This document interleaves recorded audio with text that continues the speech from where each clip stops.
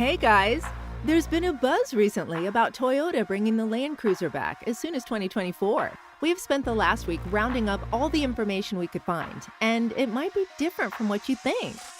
There are three primary reasons why people believe the Land Cruiser is returning. First, a few renderings are floating around showing a new Toyota SUV. Many experts are expecting it to be the new Land Cruiser. Second, Toyota's new TNGA, or Toyota New Global Architecture Platform, is finally ready and in production. This new platform is being leveraged for the 4Runner, Tacoma, Tundra, and Sequoia, to name a few. Third, the recently announced Lexus GX550 spurs speculation that the Land Cruiser will be Toyota's sibling. Toyota's new secret sauce is their TNGA-F platform. The flexibility designed into the architecture means a wide variety of bodies can be fitted into a chassis that can change based on need. For example, the new Tacoma will be very similar in size to the new 4Runner, but the 4Runner will be much smaller than the new Sequoia, which is similar in size to the Tundra. These are all sharing the same TNGA platform. This reduces the complication in designing powertrains, suspension systems, and everything else that goes into making a vehicle function. A standard option of powertrains will be available between all the models. Designers can focus on styling the bodies and interiors of the vehicles. This flexibility means that changing or updating models now can be done with much less expense.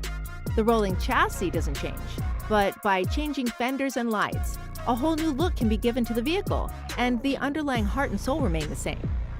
All of this brings us back to the Land Cruiser. Based on renderings by Japanese media outlets and the release of the new Lexus GX550, it is expected that the exterior of the new Land Cruiser will be boxy and rugged with some modern design elements. Here's what the new GX550 looks like.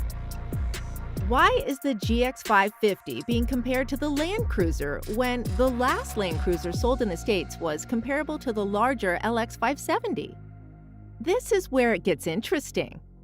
But before we go there, can you help us out and subscribe to the channel? We're trying to hit 5,000 subscribers in the next month. Okay, back to the Land Cruiser. The new Land Cruiser will be closer to the Land Cruiser Prado, which is an overseas model. This goes to what we were saying earlier. By changing a few exterior panels, Toyota can create a new model at a relatively low cost. Due to this being a recent discovery, there are still a lot of unknowns. But if we look at what Toyota is offering in the other new models, we can assume with a decent amount of confidence that the following will probably be available.